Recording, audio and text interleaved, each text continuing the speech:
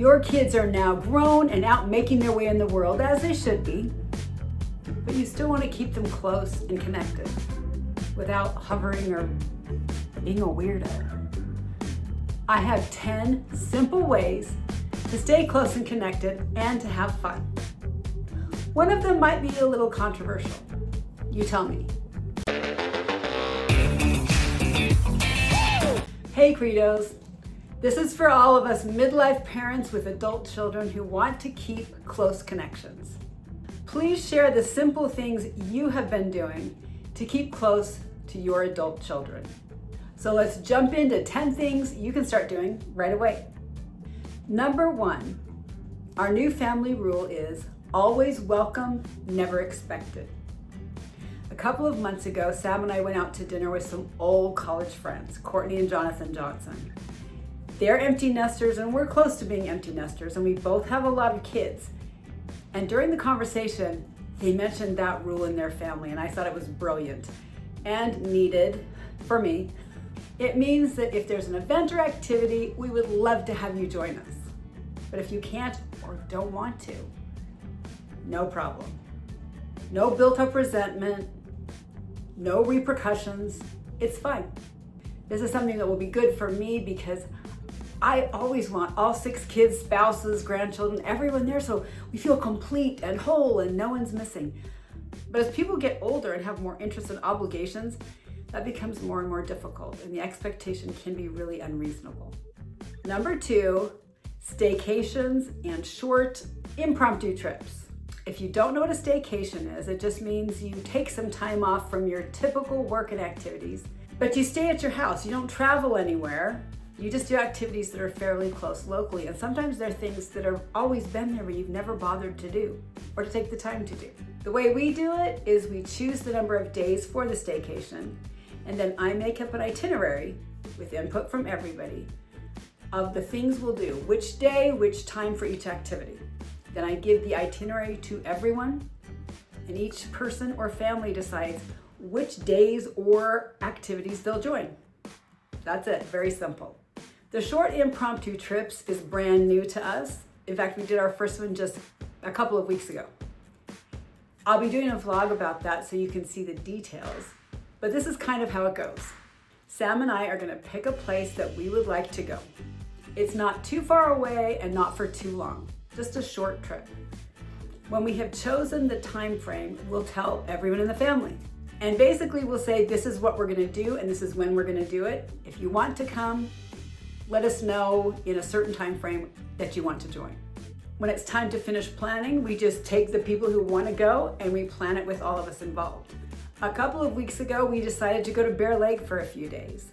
I had been there once on vacation with my family as a child, and Sam had been there multiple times as a kid. We both had good memories. It was a fun place to go in the summer, so we wanted to go. We told the family. Our 3 youngest kids decided they could get time off and come with us. So at that point, knowing who was coming, we booked an Airbnb that would fit all of us. We rented a boat that would fit all of us. We rented jet skis for all of us. We got theater tickets for all of us. And then we went on the trip. We did have some recommendations from people familiar with the area, like get huckleberry shakes for sure, and we did. And then we left some for just impromptu fun, things we saw that looked interesting. The good part of this was there wasn't a lot of stress because it was just kind of thrown together, and everyone knew that. The expectation was low, but it was a lot of fun. When I get the vlog done, I will link it in the description, but for sure we will be doing this again. Lots of times. Grand Canyon's already on the docket. Number 3, stop trying to be cool to your kids. It's not going to work. You are way too old to be cool. And also, they know you. They've known you their whole lives. They've seen you at your best, they've seen you at your worst. You're just mom and dad, okay? Now that they're adults, try to be a mentor only in the sense that you're setting a good example of civility and decency and productivity and all the good things. Don't lecture them, but if they ask for advice, be willing to give careful, loving advice. Number 4, celebrate birthdays together. It doesn't have to be on the day of the birthday because now that they're adults, sometimes they have other plans with family or friends, okay? And that's fine. But pick a day close to their birthday where it's just about them. In our family, we typically do it on a Sunday evening because more people are available. Everyone comes over, we have cake, ice cream, presents, maybe games or whatever the birthday child wants to do. For a number of years, we've had a designated cake baker because one of my daughters loves to make fun cakes. But the last birthday we celebrated was her birthday. And so a different daughter made a beautiful cake for her. No matter how old they are, it's fun to remember these milestones and mark them together. You can do these with any other things as well. Celebrate together. A new baby, a new engagement, a promotion, a graduation, whatever great things are happening in their lives. Join in and celebrate with them. Number 5 is to help your child with a project your child cares about. It's easy to invite your child into your things, but try to join with them in their things. If your child works for or just loves a nonprofit, volunteer there. If they're moving, help them pack and clean. Help them assemble furniture in their new place. If they love ultimate frisbee or pickleball, go play with them, even if you're terrible. If there's a particular video game they love, play it with them. They'll cream you, but it's fine. Play it with them. Take care of their pets or plants or offer to house sit if they go out of town. And you can always watch the grandkids too, but that's more fun for you. Number 6, meal prep together. This was actually something one of my daughters came up with. She is single and works a lot, so having healthy, good meals is always difficult. I hate cooking, so having healthy meals is also difficult. So every once in a while we get together, cook up 3 or 4 big meals, divide them up into containers, and then we have ready-made healthy food in the fridge. It's a convenience for both of us once it's done, but it's also really fun. We get to talk and enjoy each other's company, and we usually finish up with a nice BBC show. Number 7 is kid dates. Now this is something we did all the time our kids were growing up. I stayed home with the kids and I homeschooled. So I was with the kids all day, every day. My husband and I had date night on Friday night, but on Saturday night, my husband would rotate through each kid and take them out on a fun night together. So about every 6 weeks, they had a kid date with dad.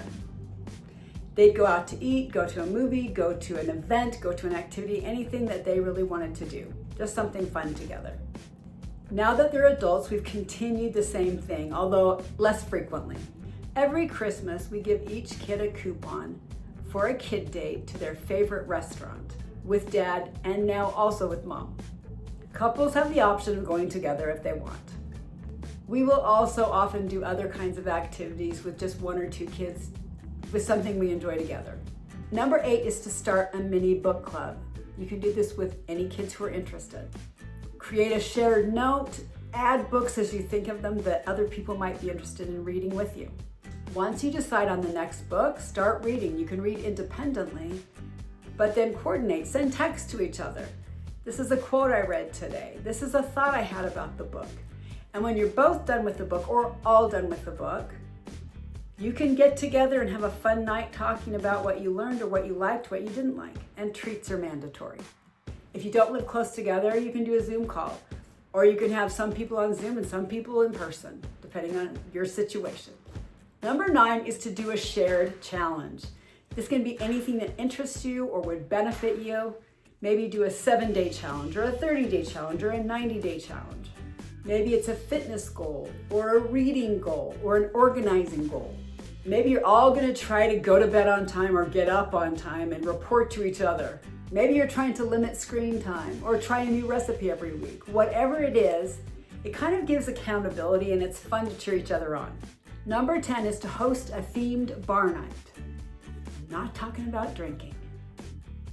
I'm talking about a themed food night that you set up as a bar. You can have a pizza bar, a taco bar, a waffle bar, an ice cream sundae bar. As the host, I usually bring the main part of the course and have everyone bring a topping to add. Set up stations, eat, and have fun together. Do you see what I mean? It doesn't have to be expensive or elaborate. You just have to show up in simple ways, but show up. So which one do you think is controversial? I mean, I don't think any of them are. Common sense to me and fun. But this is the internet, so someone's bound to get mad. If you have adult kids, I hope you'll share how you've stayed close to them. Relationships can be strengthened with a walk in the park, weeding a garden, or on a soda run. Just do something together. Thank you so much for watching. Please subscribe and ring that notification bell. You can also follow along on Instagram at Midlife Credo, where I don't show up very often, or join us in the Midlife Tribe on Facebook, where we're thriving midlife without the crisis, but close to our family.